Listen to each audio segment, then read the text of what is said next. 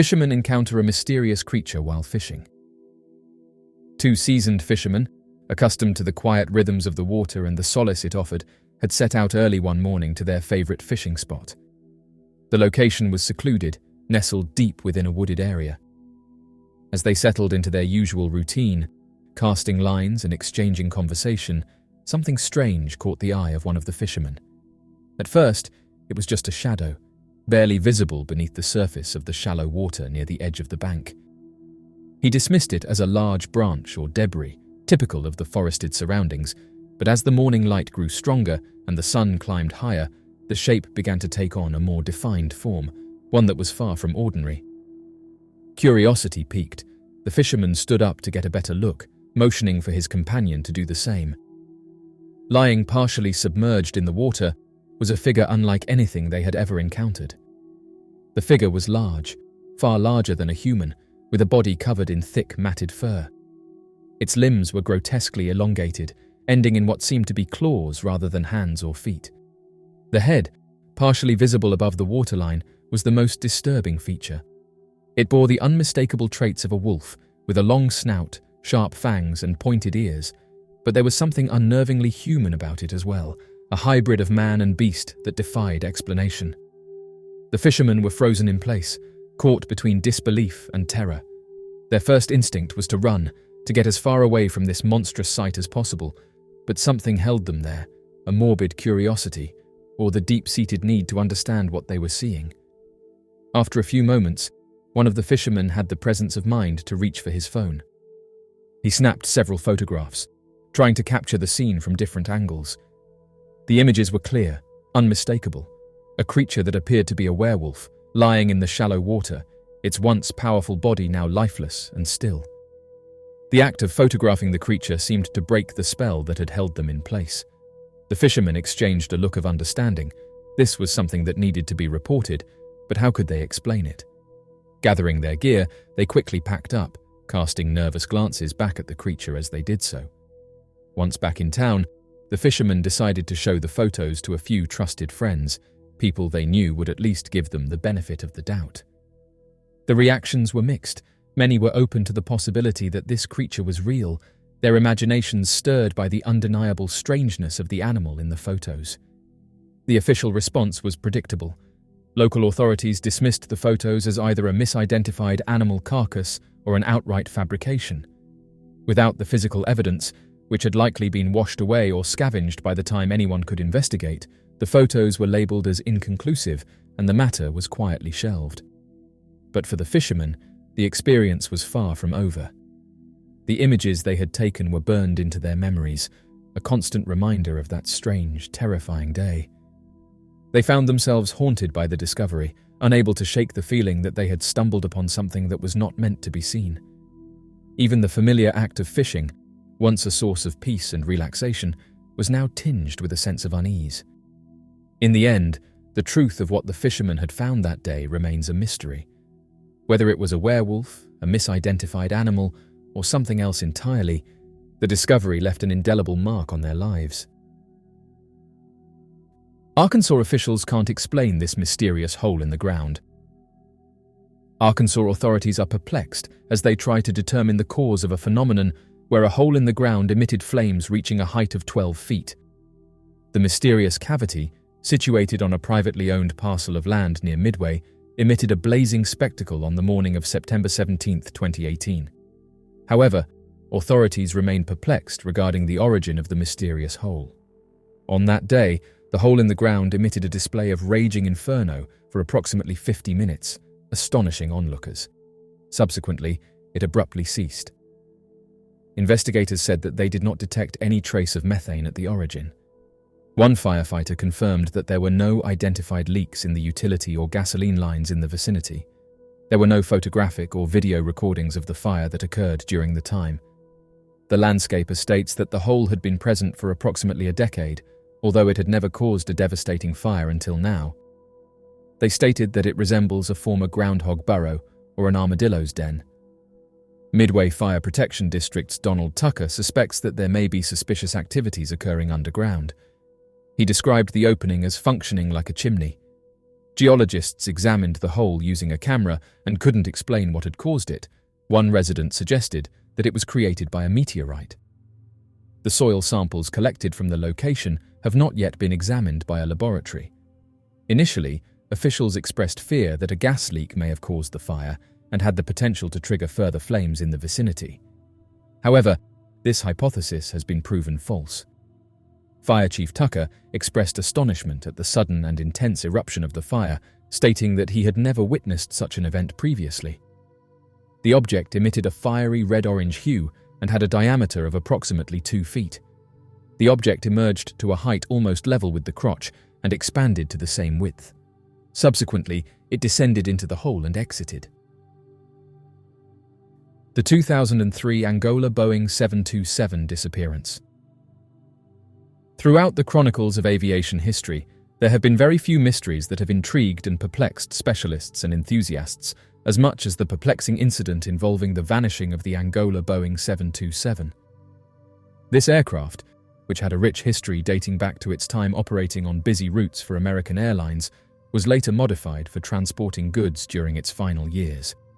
However, it was not the aircraft's service history that made this aircraft famous in the world of aviation, but rather its strange and unexplained disappearance on May 25, 2003, from 4 de Fevereiro Airport in Angola.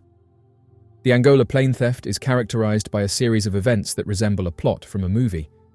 These events involve unpaid airport fees, unclear ownership documentation, and a security failure that resulted in the aircraft taking off and disappearing indefinitely. The theft of the aircraft has left the global community completely bewildered. The specific aircraft being referred to is a Boeing 727, and it was put into operation by American Airlines in the year 1975. It functioned for a period of 25 years and amassed about 70,000 flight hours while under their possession. In the year 2000, it underwent a conversion from a passenger aircraft to a cargo aircraft. It was later revealed that the ownership of the corporation was being transferred to either a Nigerian airline or an Angolan cargo fleet operator, as stated by a Miami-based company. Prior to its mysterious departure, the aircraft had been immobilized in Angola for more than a year due to uncertainty surrounding its operational status. During this time, the aircraft incurred substantial financial obligations in the form of parking and service charges, estimated to be around $4 million. The issue became more intricate due to inquiries about the aircraft's ownership, as reports indicated a convoluted network of organizations and persons who asserted ownership in the plane. This made it challenging to determine who should be held accountable for its debts and its final outcome. Amidst speculation that the stolen Boeing aircraft was immobilized due to its lack of a high-frequency radio, an official from the Angolan Civil Aviation Authority reportedly indicated that the necessary paperwork confirming its lawful transformation from a passenger plane to a cargo plane was also absent. When the aircraft went missing, there were rumors that it had been prohibited from flying over Angolan airspace because of what were described as irregularities. Another iteration of the narrative proposed that the aircraft was, nonetheless, rented for the purpose of transporting diesel to diamond mines in Africa, with a cargo capacity of 5,000 gallons of fuel. However, it is important to note that this account remains speculative. The presence of complex financial and legal complications created the conditions for what would later be recognized as one of the most perplexing disappearances in contemporary aviation. On May 25, 2003, in the late afternoon, Ben Charles Padilla, an American flight engineer, aircraft mechanic, and private pilot's license holder, together with John Michael Mutantu, a hired mechanic thought to be from the Democratic Republic of Congo, entered the aircraft. Similar to many other details related to this peculiar narrative, even that fact is still a matter of contention. An airport staff member reported witnessing a solitary individual boarding the aircraft, but other witnesses claimed to have observed 2 individuals. Both men lacked the necessary certification to pilot the aircraft, which typically requires a competent crew of 3. Furthermore, it remains uncertain whether there were any other individuals present on the aircraft at this juncture. The involvement of one or both of these individuals in the plane's disappearance, as well as the possibility of their innocence as mere onlookers unwittingly entangled in a complex plot, remains undetermined. Before the aircraft departed, It is also thought that it refueled with 14,000 gallons of fuel, providing it with a range of around 1,500 miles. Precisely at dusk, the aircraft commenced its movement towards the runway without establishing communication with the control tower. Witnesses observed the aircraft exhibiting erratic behavior as it proceeded onto the runway without proper authorization. Devoid of any illuminated running lights, and with the transponder, which relays crucial information about the plane's identity, position, and altitude to air traffic control and other aircraft, deactivated, the pilfered aircraft departed in a southwestern direction, traversing the immense stretch of the South Atlantic. Both the individuals and the jet have not been sighted since. The vanishing of the aircraft has triggered a multitude of hypotheses throughout the years, encompassing plausibly credible explanations rooted in the domains of aviation and transnational criminal activities, as well as more conjectural and extravagant proposals. One hypothesis posits that the aircraft was pilfered with the intention of employing it in covert freight operations. There is speculation that this vehicle may have been utilized for the illicit transportation of prohibited items. The intentional absence of communication and flight plan may have been strategic tactics employed to evade notice by authorities. According to another hypothesis, the theft of the jet in Angola was a sophisticated strategy devised to carry out insurance fraud. There is a suggestion that the plane's disappearance may have been planned in order to obtain insurance money for the aircraft, which had been parked and accumulating fees at 4 de Fevereiro airport. There are three possible motives for the theft of the Boeing plane: personal use, theft on demand, or sale on the black market. Considering the aircraft's age and the expenses associated with its operation and maintenance, this hypothesis proposes a significant level of risk with undetermined benefits. The prevailing consensus is that the missing aircraft likely experienced a crash in a distant and potentially unmapped area of the ocean, either in Africa or another region. The extensive and poorly monitored areas of land and ocean provide the possibility that the wreckage could remain unnoticed, particularly if attempts to find it, assuming there were any due to the transponder being turned off, were hindered by the absence of a final known location or search resources. Despite the various hypotheses, the destiny of the aircraft remains uncertain, as each explanation fails to address all inquiries. The lack of tangible proof has facilitated the proliferation of conjecture, transforming the vanishing of the aircraft into one of the most persistent enigmas in contemporary aviation. The mysterious vanishing of the aircraft continues to be one of the most intriguing unsolved mysteries in the annals of aviation. Despite extensive investigations and the passage of time, experts and enthusiasts alike have been unable to determine the fate of the stolen aircraft and the individuals that were reportedly on board.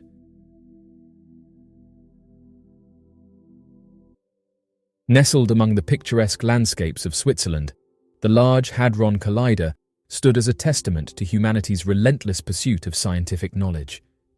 Deep beneath the Earth's surface, researchers from around the world explored the mysteries of particle physics, probing the fundamental building blocks of the universe. An amateur photographer and nature enthusiast lived in a quaint village not far from the Large Hadron Collider. The individual took their camera and ventured to a hill overlooking the collider's facility. With their camera set up on a tripod, they aimed their lens toward the sprawling complex below. The Large Hadron Collider, a marvel of human engineering, fascinated him, even though he understood only the basics of particle physics. As he adjusted his camera settings, he noticed a faint, bluish glow on the horizon. Curiosity piqued. He zoomed in on the source of the illumination. What he saw through his camera's viewfinder left him breathless. He quickly shared the images to X, previously known as Twitter, where it was then uploaded to various pages that study unidentified objects. Interestingly enough, users on those pages said that this isn't the first time that something strange has been captured above the Large Hadron Collider, and it caused some to suggest that these unidentified objects are interested in this area. Those who have spent years studying the unknown have said that unidentified objects have shown an interest in things like military sites, noting that they have been observed hovering over these sites for several hours. Over the years, reports of unidentified object sightings near or above the Large Hadron Collider have emerged, leaving many to wonder about the nature of this apparent connection. In June 2015, a series of ring-shaped objects were observed near the Large Hadron Collider. Witnesses reported the objects hovering over the facility, casting an eerie glow. These sightings led to speculation about a potential correlation between the Large Hadron Collider's operations and unidentified object activity. One individual who used the name Isabella said that she witnessed these lights above the collider, saying that it was an unusual ring-shaped light that pulsated. The objects were unlike anything she had encountered before, describing that each one was a perfect ring, glowing with an otherworldly luminescence against the darkening sky. They hung in the air, suspended above the collider, their presence both mesmerizing and mysterious. The theories and speculations about the ring-shaped UFOs abounded. Some believed they were experimental military aircraft, while others suggested they could be manifestations of technology from an advanced civilization. Several CERN employees have claimed to have witnessed unidentified objects while working at the collider. They describe unusual craft that exhibit advanced flight capabilities and maneuvers beyond the scope of conventional aircraft or drones. In 2016, drones were repeatedly sighted flying over the collider, raising concerns about security and safety. While some drones were identified as recreational devices, others exhibited unusual behavior and capabilities, fueling speculation about their origins and intentions. Numerous theories and speculations attempt to explain the connection between unidentified objects and the Large Hadron Collider. While some are grounded in scientific inquiry, others border on the realm of the speculative. Unidentified objects may be drawn to the collider due to its cutting-edge technology and its potential to alter our understanding of the universe. Advanced civilizations, whether terrestrial or extraterrestrial, might seek to monitor or understand the implications of such scientific advancements. Some theorists suggest that the Large Hadron Collider's immense energy output could attract unidentified objects, looking for alternative energy sources, or attempting to harness the collider's energy for their own purposes. The collider's experiments explore dimensions beyond the familiar three-dimensional space. Unidentified objects may be interdimensional travelers, utilizing the collider's experiments as gateways to access or explore different dimensions. While these theories offer intriguing possibilities, it is essential to approach the unidentified object phenomenon with skepticism and scientific rigor.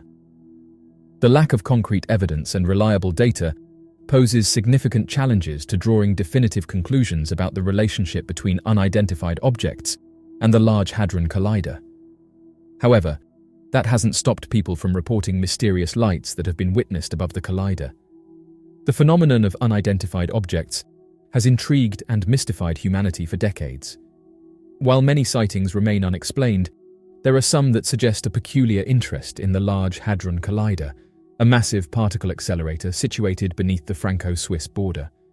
The Large Hadron Collider, operated by CERN, is the world's most potent particle accelerator.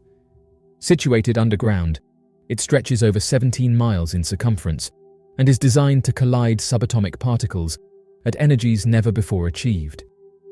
The collider plays a pivotal role in the field of particle physics, aiding in the exploration of fundamental particles, the Higgs boson, and the mysteries of dark matter and antimatter.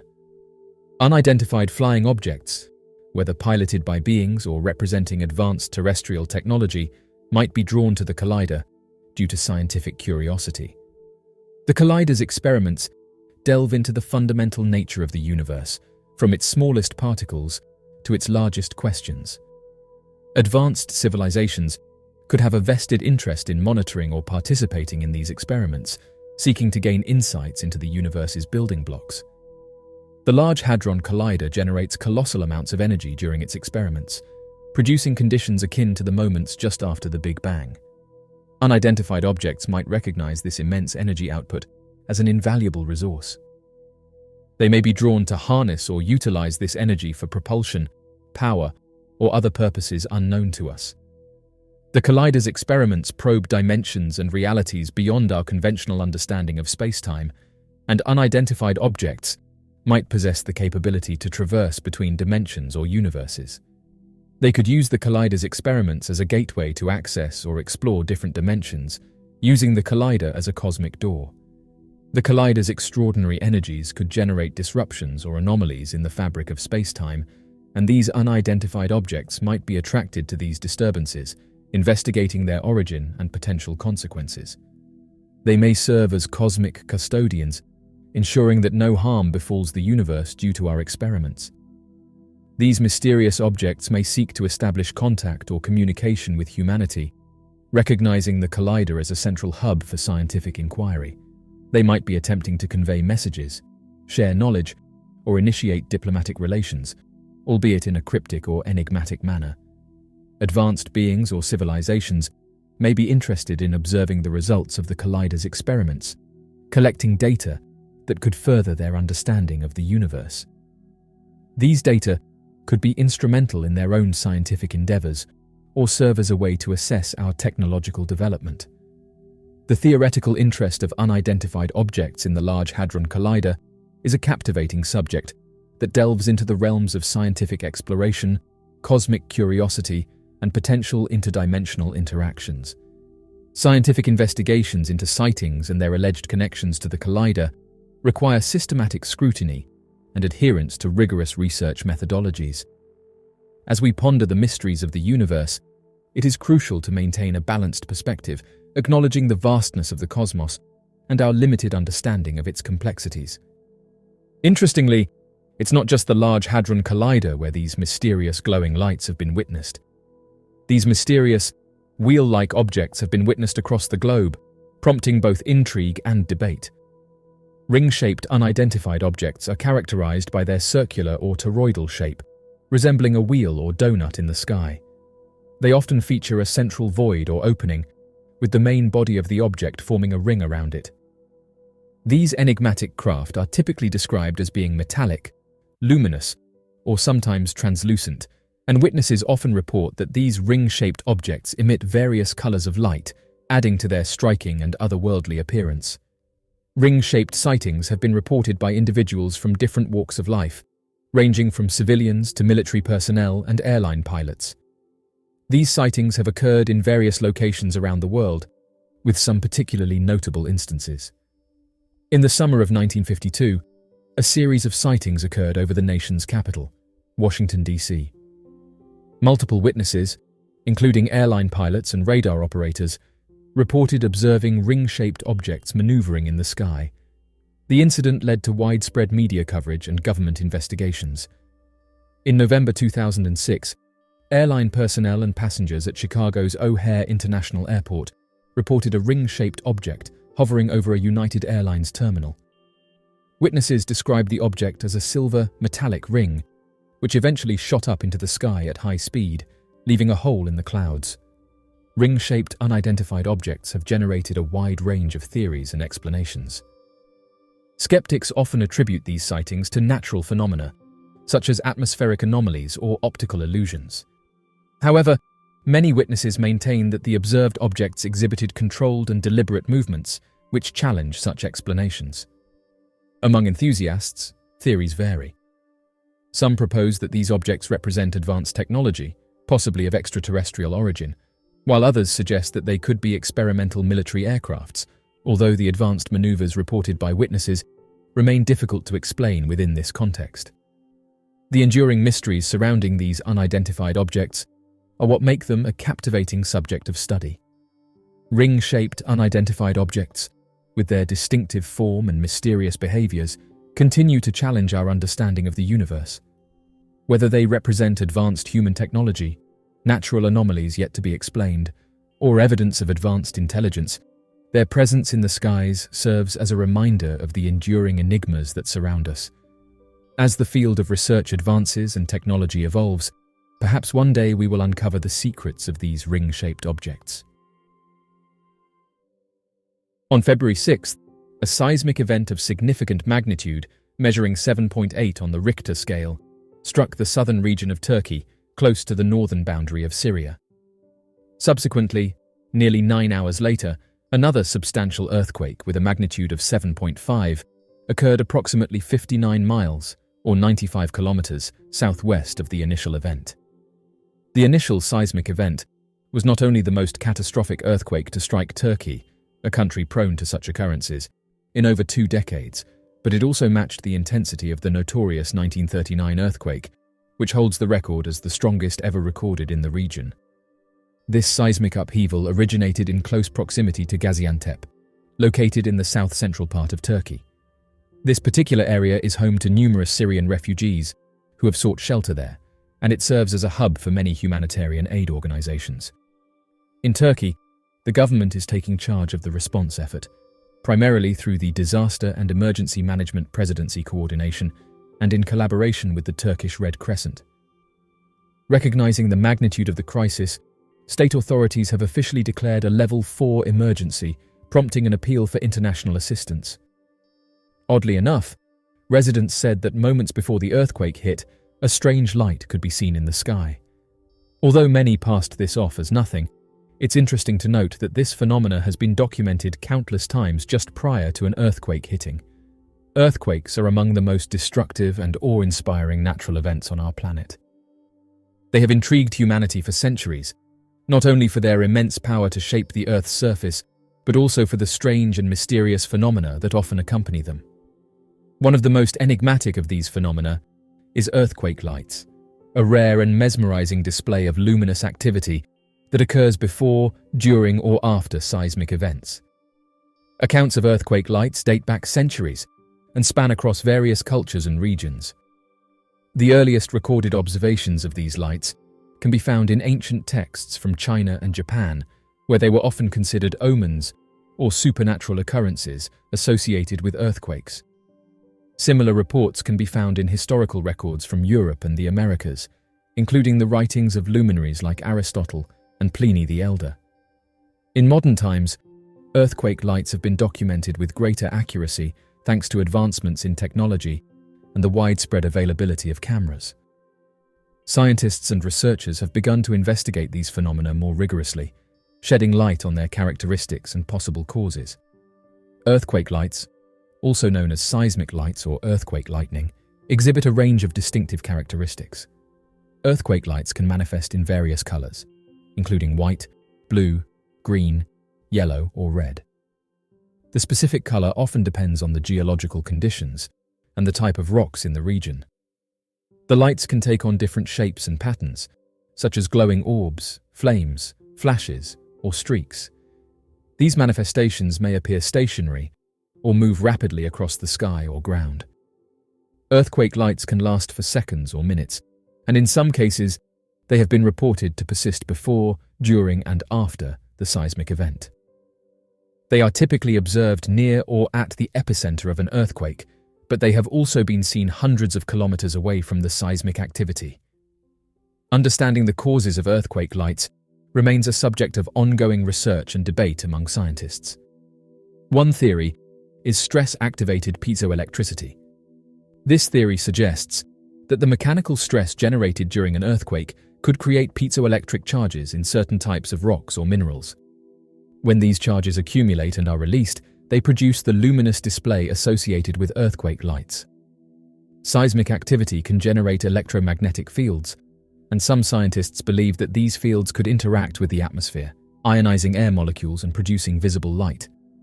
This theory is similar to the process that creates auroras in the Earth's polar regions.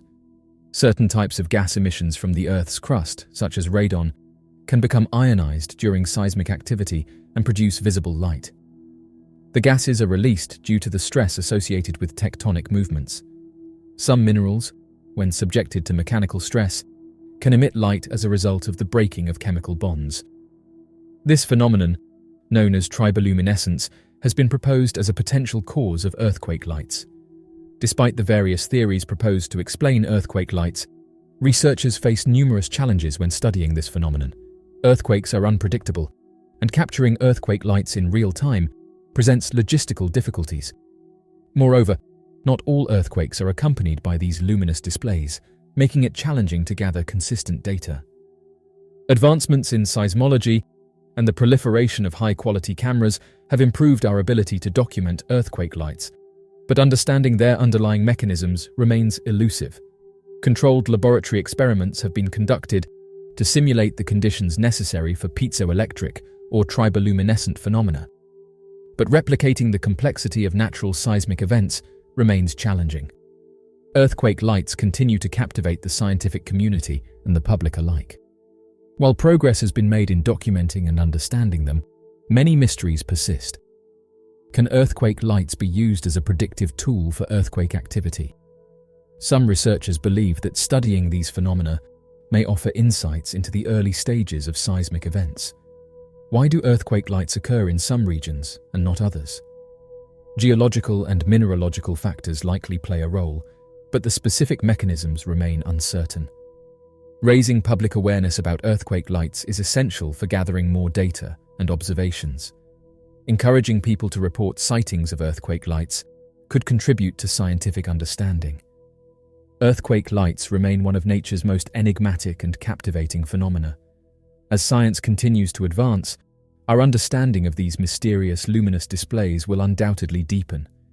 Whether the causes are linked to piezoelectricity, electromagnetic effects, gas emissions, triboluminescence, or a combination of these factors, earthquake lights serve as a testament to the intricate and interconnected nature of our planet's geology and physics. As researchers continue to unravel the mysteries of earthquake lights, their discoveries may not only shed light on the hidden complexities of earthquakes, but also provide valuable insights into Earth's dynamic and ever-changing nature. Following the devastating earthquakes that occurred on February 8th, resulting in the tragic loss of over 50,000 lives in the southern regions of Turkey and causing extensive damage to numerous structures spread across 11 provinces, President Recep Tayyip Erdogan exhibited a strong determination to expedite the reconstruction process in these affected areas. Over the past few months, construction activities have commenced at several locations. However, upon his recent visit to Antakya, which is renowned as Antioch both historically and now happens to be the urban area most severely affected, they said that it was disheartening to observe the lack of substantial progress in terms of reconstruction. Instead, the city that suffered extensive damage still appeared to be in the process of being dismantled, thereby leaving its remaining inhabitants in a state of uncertainty regarding their future prospects. Throughout the urban landscape, one can observe numerous forsaken residential skyscrapers, their once sturdy walls now absent, leaving only skeletal structures lining the bustling streets. Intense mechanical excavators remorselessly tear into these dilapidated edifices, reducing them to mere fragments of their former selves, ready to be carted away as debris. Consequently, a dense and suffocating cloud of dust lingers above the city, posing a hazardous situation for the inhabitants as their respiratory systems bear the brunt of this pollution. In the aftermath of the earthquake, the devastation was extensive, with every building in the surrounding vicinity reduced to rubble. The once bustling area now lay in ruins, a stark reminder of the destructive power of nature. As dusk descended, the desolation was illuminated by a few distant lights, emanating from a small number of occupied apartments, serving as a testament to the resilience of a few remaining inhabitants. Life in the city often gives off a transient vibe, where the impermanence is palpable. In the aftermath of devastating events, families find themselves seeking shelter in makeshift tents outside their damaged homes, facing an uncertain future. In an attempt to provide a semblance of stability, the government has established sprawling one-story box cities consisting of prefab metal structures resembling shipping containers. These densely packed structures serve as temporary residences, with electricity and water provisioned by the authorities.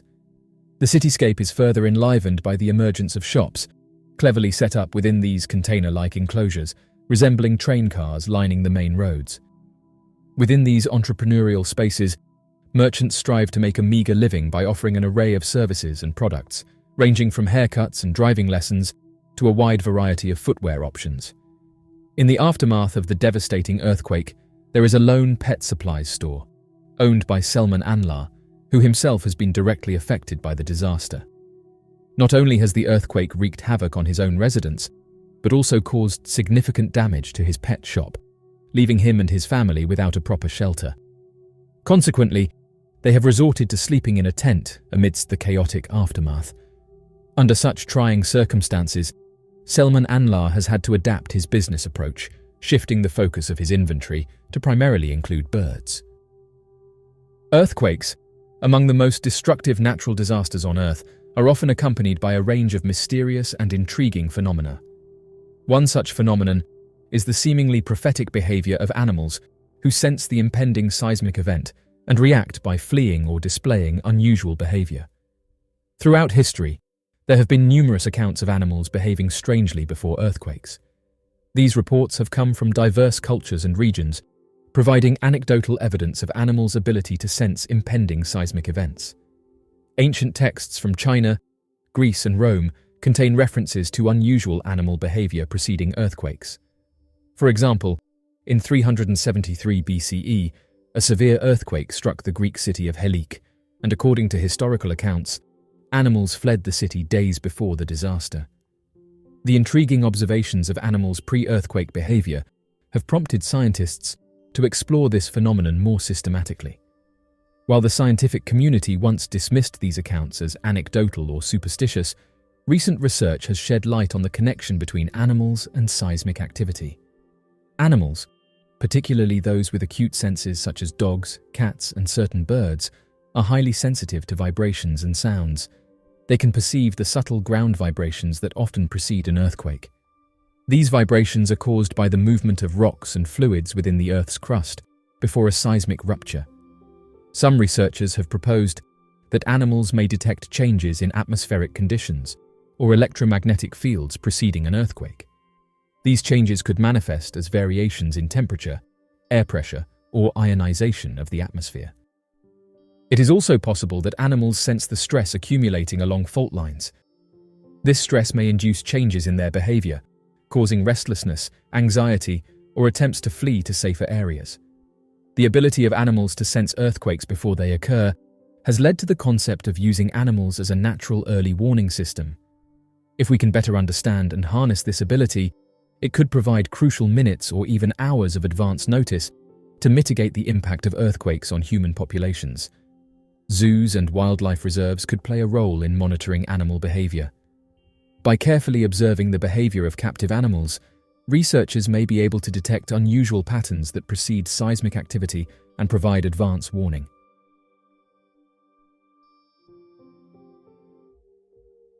Pope John Paul II personally performed 3 exorcisms during his reign.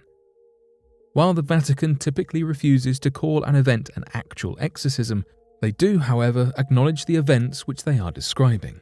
The Pope might seem symbolic, as we usually only see ceremonious duties, but the Catholic head does perform papal exorcisms and other duties. Italian journalist Fabio Marchese Ragona has always maintained that he believes that demons are real and prowl about the earth looking for souls. He is a primary source for the history of Vatican exorcisms, John Paul II being no exception. Ragona stated that he has spoken to several exorcists who said the devil was terrified of John Paul II. He is said to have performed at least 3 exorcisms in his day, in 1982, 1984, and 2000.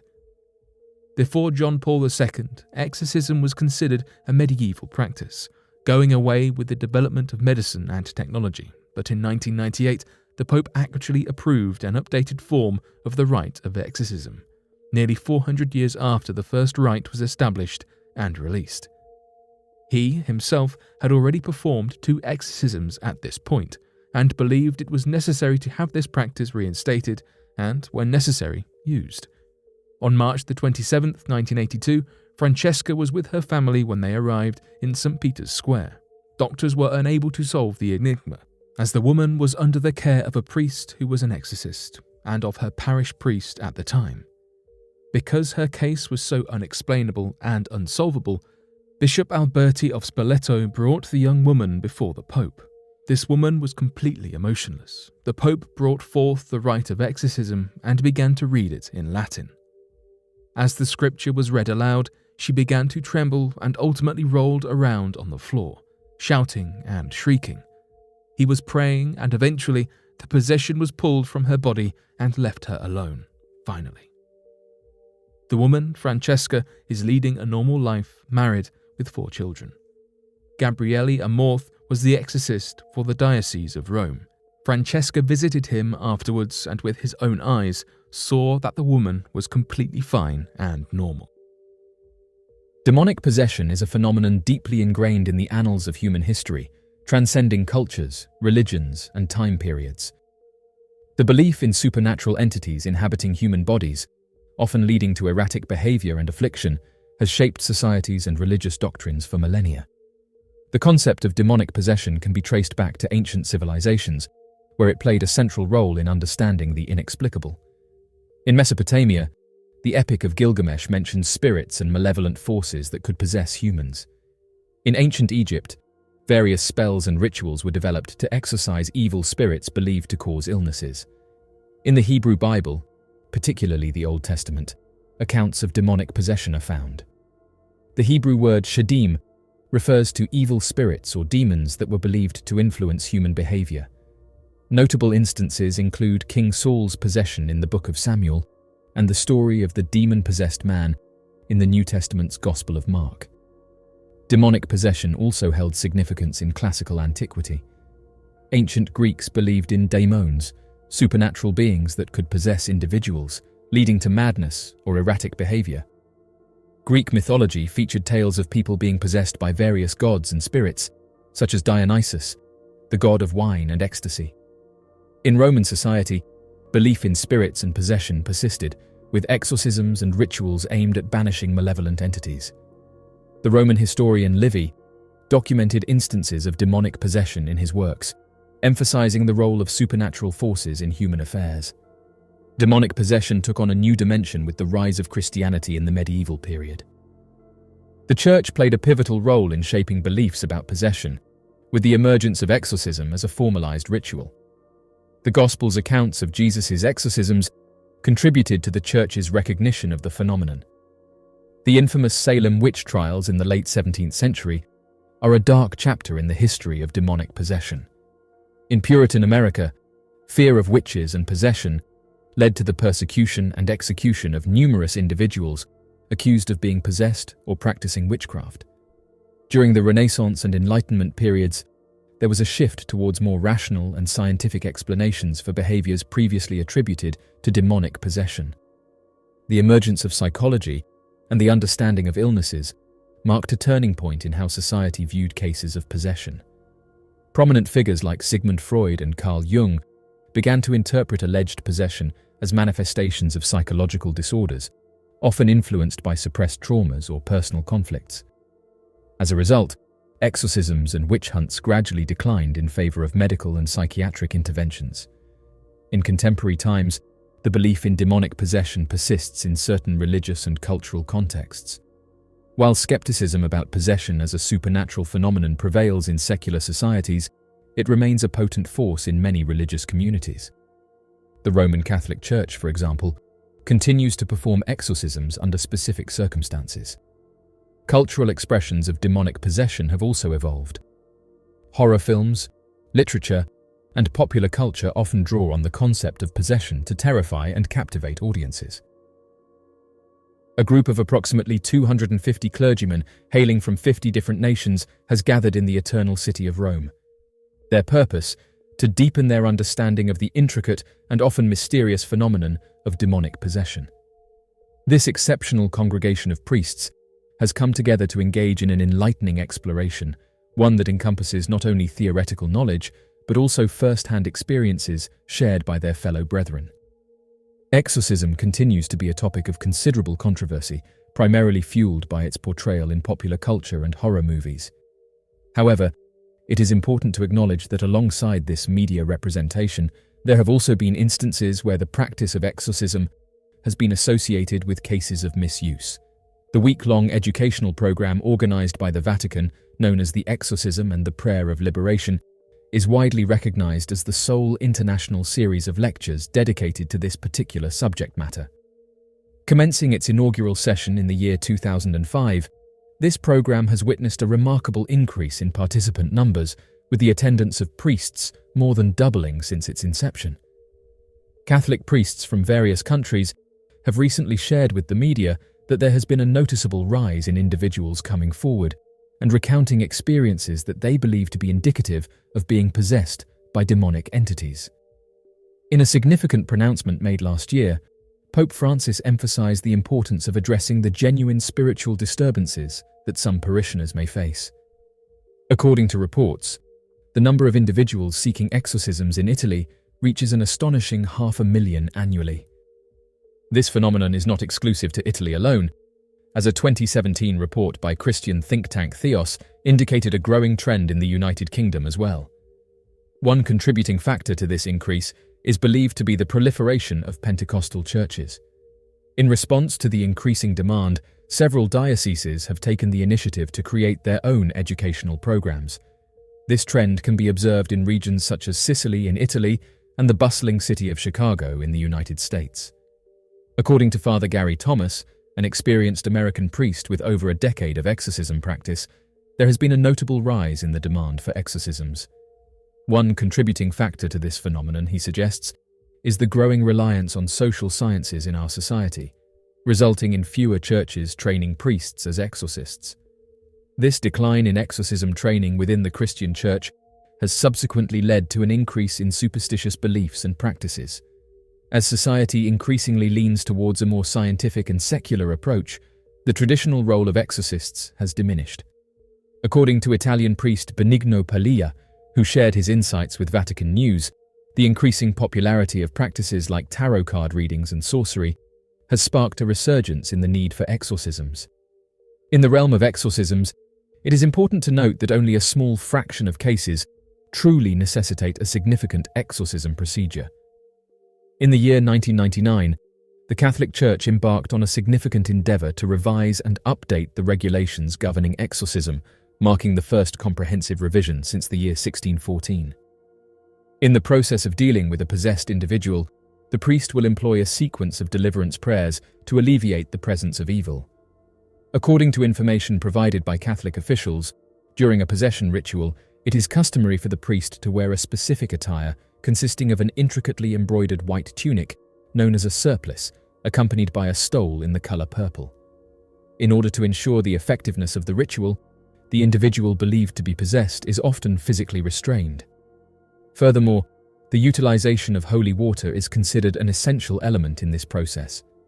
In a comprehensive and in-depth manner, the priest invokes the intercession of saints, engages in prayer, and shares selected passages from the Bible that depict Jesus' powerful acts of exorcising demons from afflicted individuals.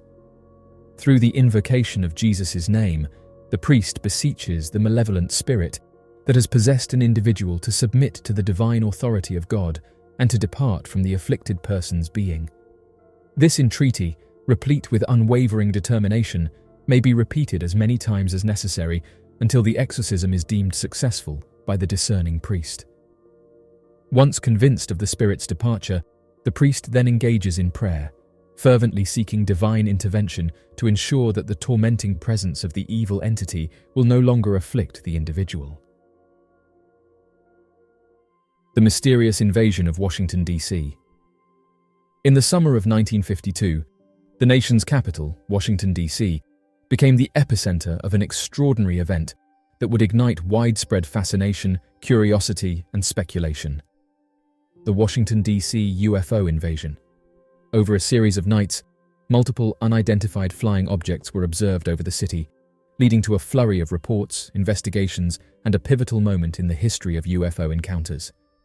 The events of the 1952 Washington, D.C. invasion unfolded in the midst of the Cold War, a period marked by heightened tension between the United States and the Soviet Union. The U.S. Air Force played a central role in monitoring the skies for potential threats, including the possibility of aerial incursions by enemy aircraft. For years, science fiction movies, TV shows, and magazines have shown UFOs landing on the White House lawn, emerging from their crafts and making contact with the leader of the free world. Interestingly, a similar incident to this did actually occur in the summer of 1952. While we do not have concrete evidence of physical landings, there were numerous reported sightings of peculiar circular objects, some hovering over the White House and others gracefully traversing the skies above Washington, D.C. What adds a significant layer of credibility to these accounts is the fact that a considerable number of the witnesses were experienced pilots and experts in control towers. It is intriguing, then, that the official explanation, largely dismissed the testimony from such knowledgeable and credible sources, a dismissal that continues to puzzle us. The events that transpired between the 10th and 29th of July, including 2 separate sightings corroborated by multiple witnesses exactly 1 week apart, continue to fuel impassioned debates within the UFO community. One cannot overlook the official explanation put forth by the US military at the time, claiming the incident was nothing more than a weather phenomenon. Curiously, it is worth noting that the military then proceeded to hinder their own investigation into the matter.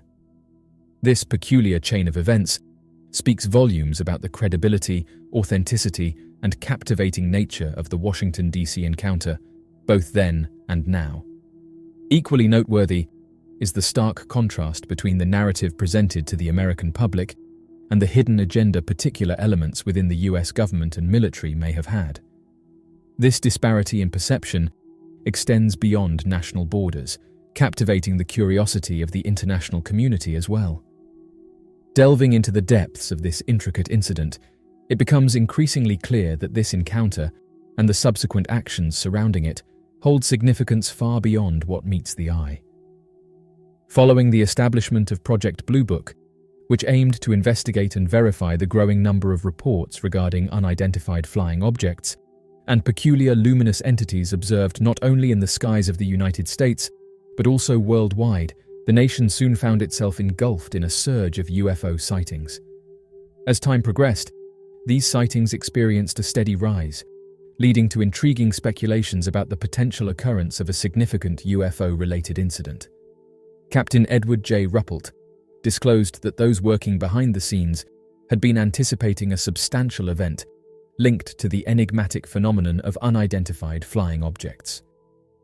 The mounting number of reported sightings served as a harbinger of the growing interest and concern surrounding these extraterrestrial encounters, infusing the public and scientific communities with a sense of intrigue and curiosity. According to his assertion, after having a discussion with an undisclosed scientist, he would state that a thorough examination of their collected information revealed a substantial accumulation of reports along the eastern coastline of the United States.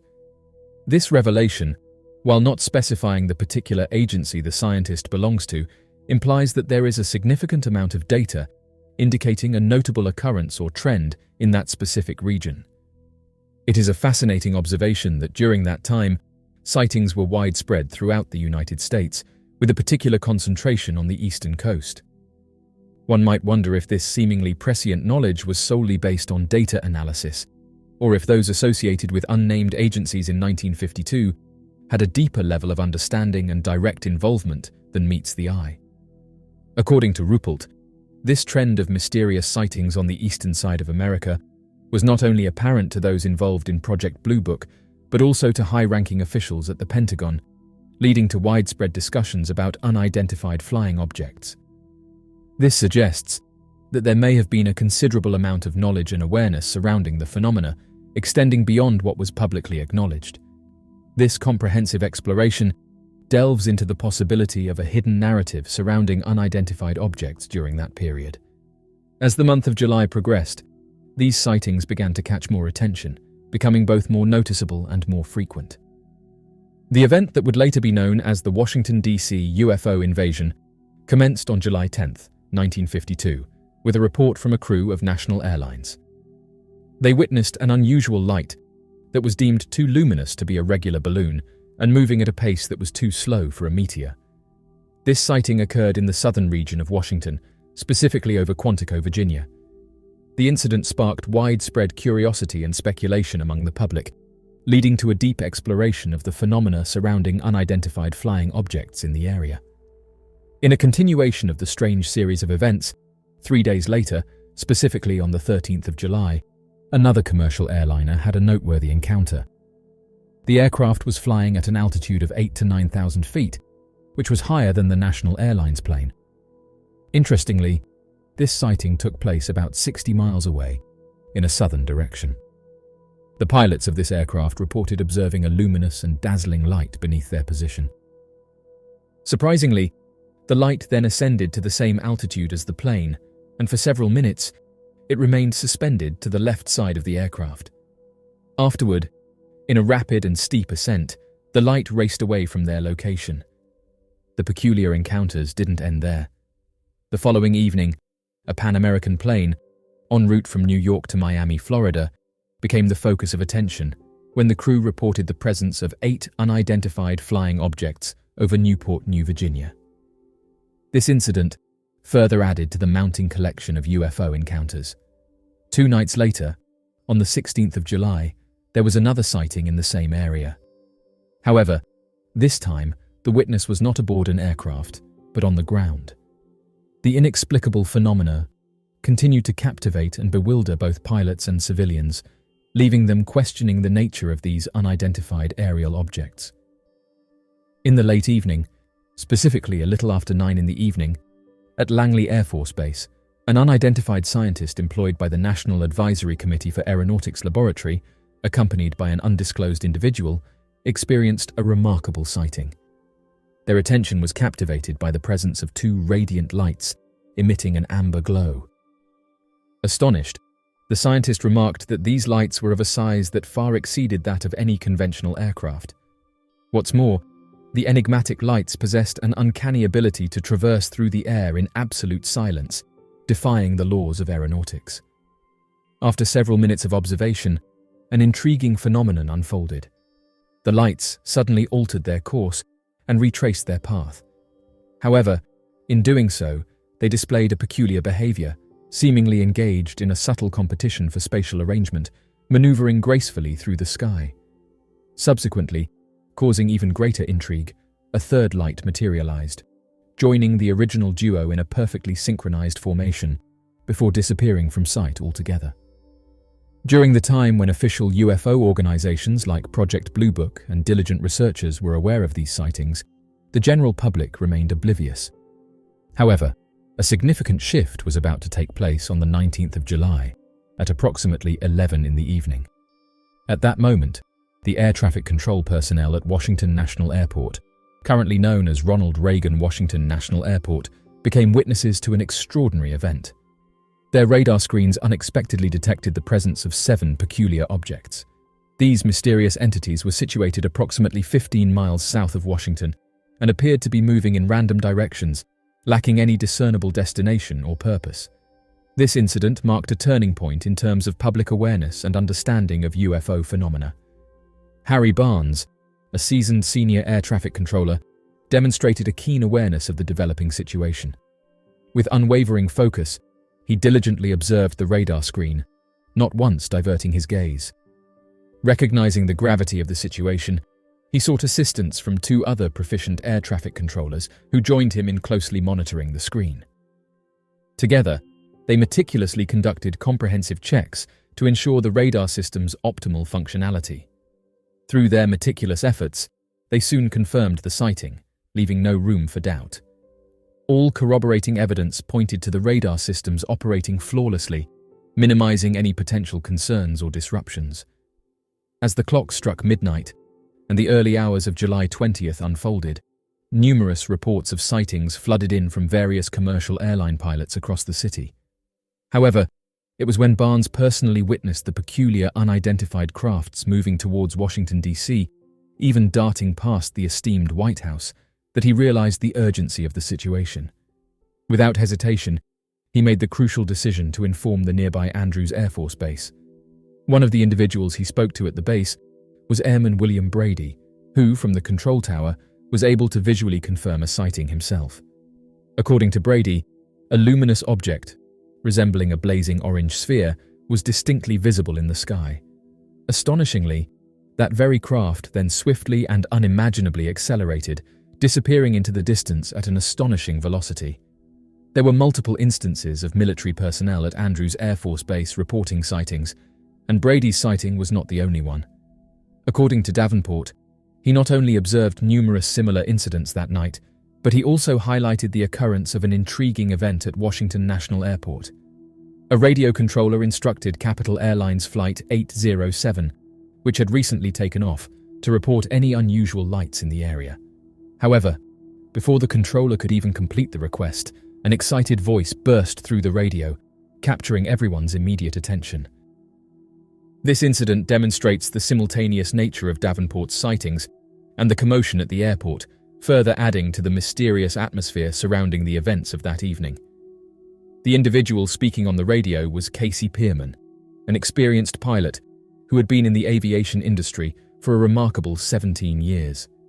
Seated in his trusty DC-4 aircraft, Pearman patiently awaited the command to take off and begin his investigation of the peculiar occurrences.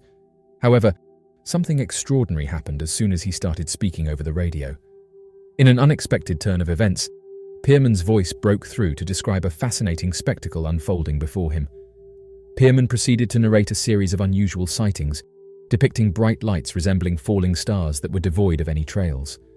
However, what truly defied logic was the fact that Pearman's commentary inadvertently mirrored the activities showcased on the radar screens. This inexplicable synchronization between his observations and the radar display was truly bewildering. Several hours later, around 4 a.m, a similar incident unfolded.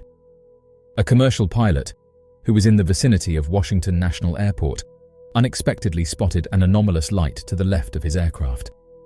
This extraordinary occurrence was not limited to the pilot's perception alone, as radar operators were also able to detect the presence of the unidentified object.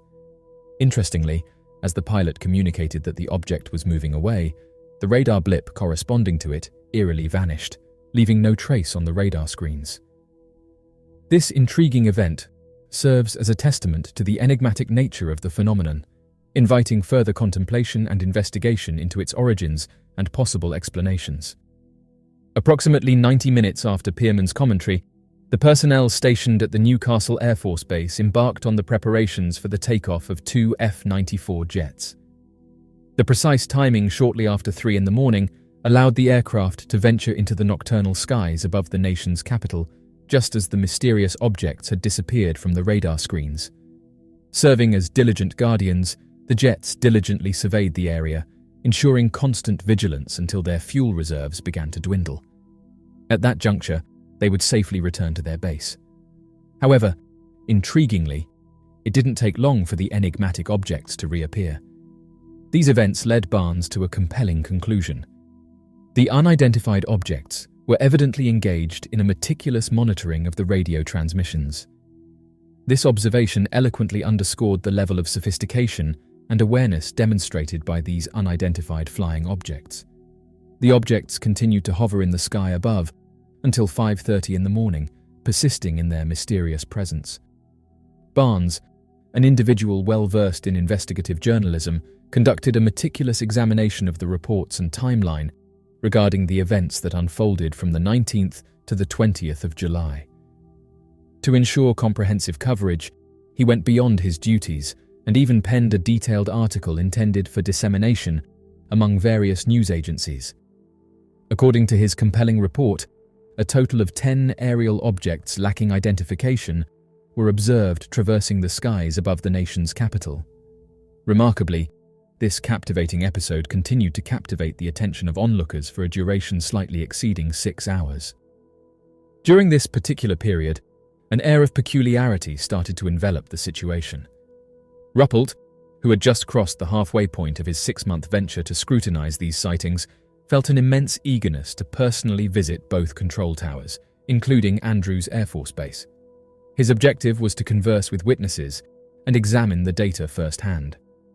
What struck him as rather peculiar was that he learned of these incidents purely by chance, stumbling upon them in a newspaper report without any prior notification from the Pentagon. This omission raised a few eyebrows. To his surprise, and in a rather bizarre turn of events, Ruppelt encountered resistance when he requested a staff car to conduct his investigations at the control towers. This unexpected denial by the Pentagon raised suspicions about their behavior, leaving one to wonder about their true motives. Instead of suggesting that he should rely on public transportation, they proposed an alternative that seemed more convenient. However, opting for public transport would not only consume unnecessary time, but also surpass the limit of reimbursable expenses set by the Pentagon. They were not outright preventing him from investigating, but in practical terms, they were creating nearly insurmountable obstacles. In hindsight, it becomes strikingly apparent that despite their public statements, the Pentagon had little inclination to be transparent with either the general public or their own employees regarding the enigma of unidentified flying objects. Their intentions appeared dubious when it came to shedding light on the UFO phenomenon. Despite a facade of openness, they were far from forthcoming. However, individuals who witnessed the events personally were not convinced by such dismissive attitudes. On the 26th of July, the subsequent week from the initial incident, a comparable phenomenon unfolded in the evening skies over Washington. Both commercial airline and military pilots were witness to a peculiar display of glowing lights, reminiscent of what had occurred exactly a week earlier. Notably, one pilot of a B-29 aircraft filed a report claiming to have observed 3 amber-edged white flashing objects. These enigmatic entities were reported to exhibit a velocity matching the speed of sound, leaving behind a distinct trail of yellowish hue. The recurrence of such sightings added an intriguing layer of mystique to the already perplexing events, captivating the attention of numerous onlookers. In addition to the previously mentioned sightings, there were also additional reports from individuals on the ground. Among these reports, one notable incident occurred at Andrews Air Force Base. Although the identity of the witness remains undisclosed, a former sergeant reported observing a blue-white light that exhibited an astonishingly high velocity. The sighting left the sergeant in awe of the light's incredible speed and intensity. One intriguing aspect of the unidentified sergeant's statement is the mention of the lights going out, rather than simply disappearing or moving away. This particular detail frequently emerges in reports of unidentified object sightings, including those that have occurred in more recent times. Exploring this phenomenon in greater depth, it is essential to consider the potential causes behind the lights abruptly extinguishing. One possibility is that the intense brightness of the lights creates an illusion, making it appear as if they have vanished when, in fact, they may have simply moved further away or assumed a different form. This optical deception could be a result of the human eye's adaptation to sudden changes in luminosity. Radar operators, in addition to visually confirming the presence of objects on their screens, often encountered a perplexing situation where the sheer abundance of targets made it challenging to ascertain their exact quantity with precision. Furthermore, these unidentified targets displayed astonishing aerial maneuvers that defied the conventional capabilities of any known aircraft during that era. During the occurrence of these events, Al Chop, a public relations professional employed by Project Blue Book, found himself receiving an urgent telephone call. The time was late in the evening, when a member of the control tower team at Washington National Airport contacted him with alarming news. There had been multiple sightings of unidentified flying objects, both on the radars at the airport and at Andrews Air Force Base. What caused even greater concern, however, were the numerous reports pouring in, as if a horde of people were persistently attempting to gain attention and access to the information regarding these sightings. Shortly following the urgent distress call, he would make his way to the control tower, refusing the reporter's plea to capture images of the radar screens as he stepped into the facility. Chop devoted almost 15 minutes to closely monitoring the radar screen, carefully examining every sighting and maintaining a vigilant watch over the surrounding airspace. The situation took an even more unsettling and peculiar turn. Once again, there were slight discrepancies in the accounts provided by the Pentagon and the assigned investigator regarding the sightings. In response, 2 F-94 jets were promptly deployed to the skies above the Capitol. Interestingly, as the jets approached the area where the enigmatic spacecraft were spotted, the objects mysteriously vanished, almost as if they anticipated the arrival of the jets. What made the situation even more captivating and unsettling was that within minutes of the jets returning to their base, the strange objects reappeared, leaving everyone intrigued. This chain of events raises questions about the nature of these unidentified objects and their interaction with our military aircraft.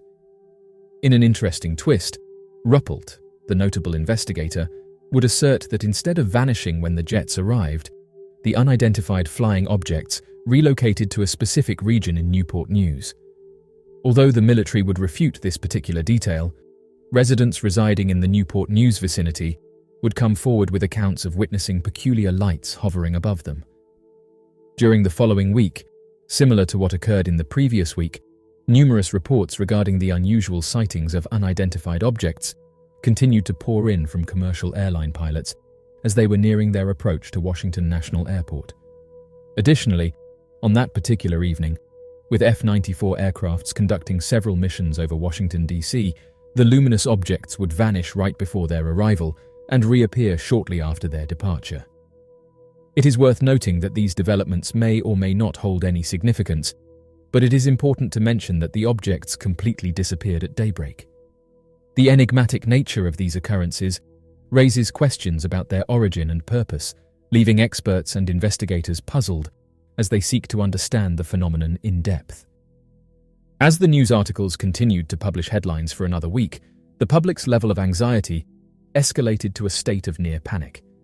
Even President Truman himself sought an explanation for the peculiar events that were unfolding. The Pentagon's attempt to conceal the sightings became increasingly futile as the days went by.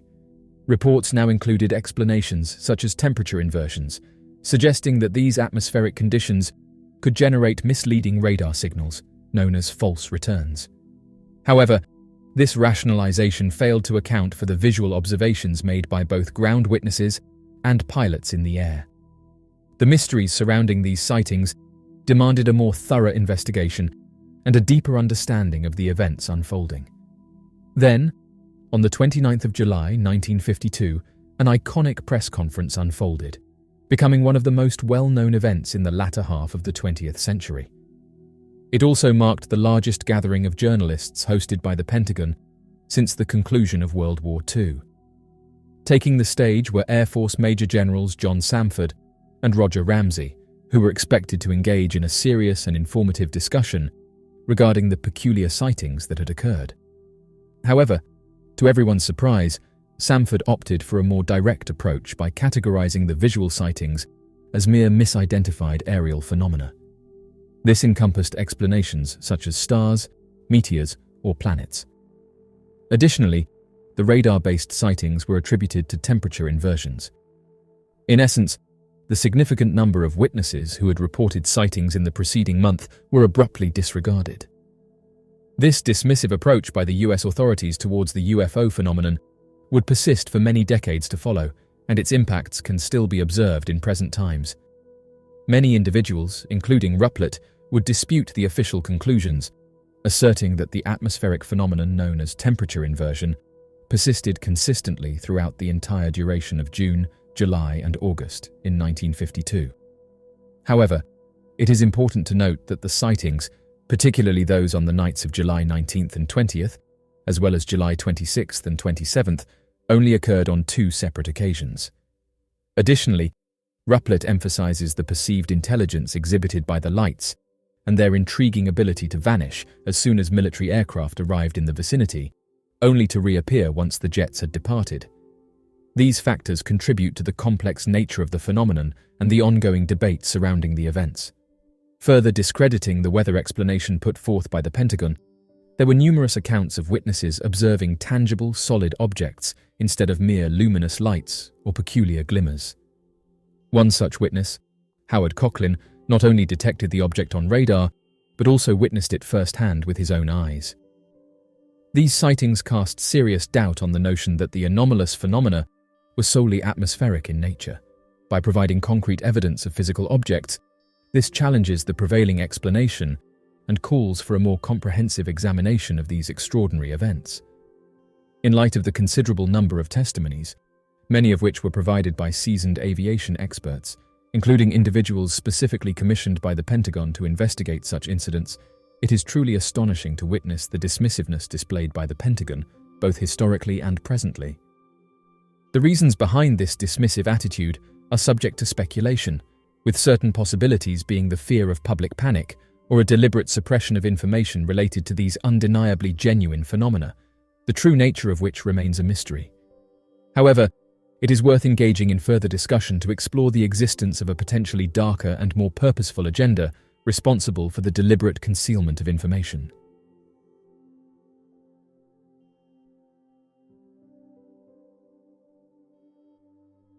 So, what do you make of these mysteries?